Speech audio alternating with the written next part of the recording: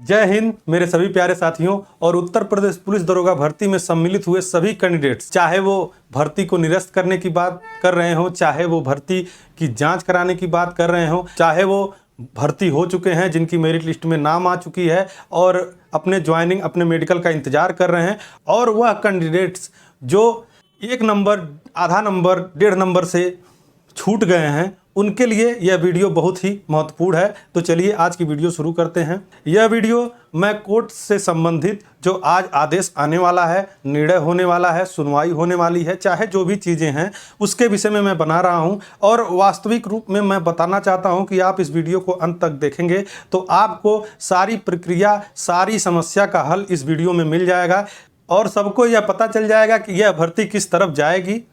तो चलिए वीडियो शुरू करते हैं। पहला नंबर, मैं उन सभी अभ्यर्थियों को जो सेलेक्ट हैं उनसे ये बात कहना चाहता हूं कि वो बिल्कुल भी फिक्र ना करें, परेशान होने की कोई आवश्यकता नहीं है।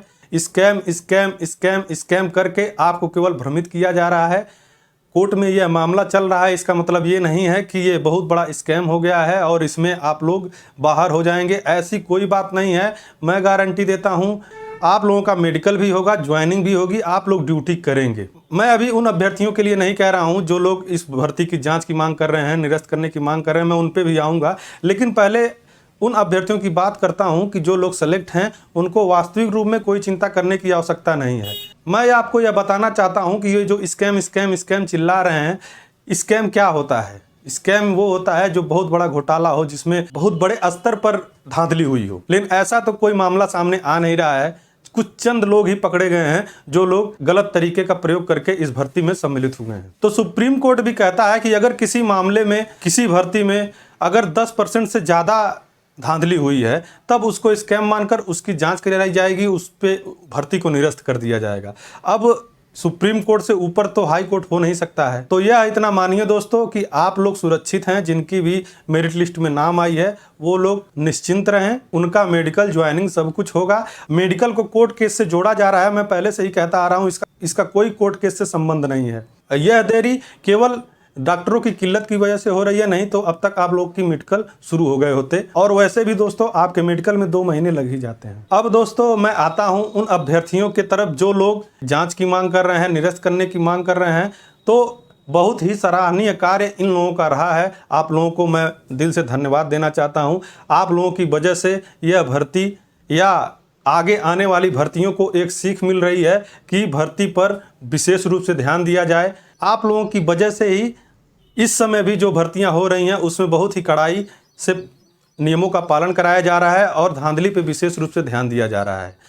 अब आते हैं, आप लोग चाहते हैं जांच हो, तो 100% मैं कहता हूं इस भर्ती की जांच होगी, क्योंकि अगर कहीं से चूक हुई है तो उसको पूरी तरह से संतुष्ट करना कोर्ट का काम है। आप लोगों का मानना है इस भर्ती में बहुत बड़ी धांधली हुई है, तो कोर्ट आपको भी ऐसे हतोत्साहित नहीं करेगी, आपके भी मांगों को ध्यान में रखते हुए इस भर्ती की जांच अवश्य होगी।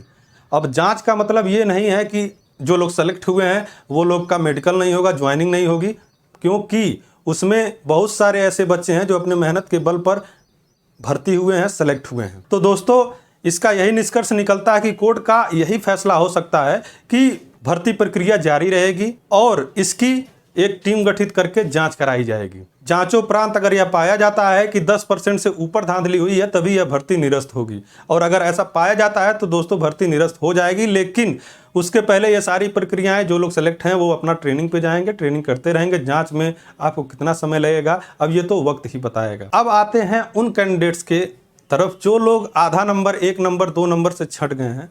तो वो लोग एक आशा लगाए बैठे हैं कि इतने लोग बाहर हो रहे हैं तो हो सकता है उस जगह पे मेरा सिलेक्शन हो जाए। तो दोस्तों मैं आपको साफ साफ बता दूं, भर्ती बोर्ड के जब आपका नोटिफिकेशन आया था यूपीएसआई दरोगा का, तो उसमें साफ साफ लिखा हुआ है जो भी मेडिकल के उपरांत अंतिम परिणाम आएगा, जितने लोग सेलेक्ट होंगे वही लोग इस भर्ती में आगे बढ़ेंगे, बाकी जो सीटें बच जाती हैं वो अगली भर्ती में समावेशित हो जाएंगी।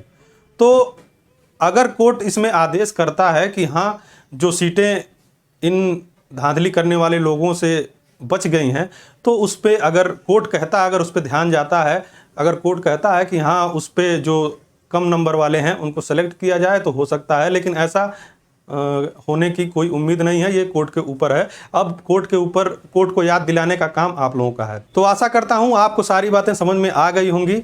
तो मिलते हैं नेक्स्ट वीडियो में। जय हिंद, जय भारत।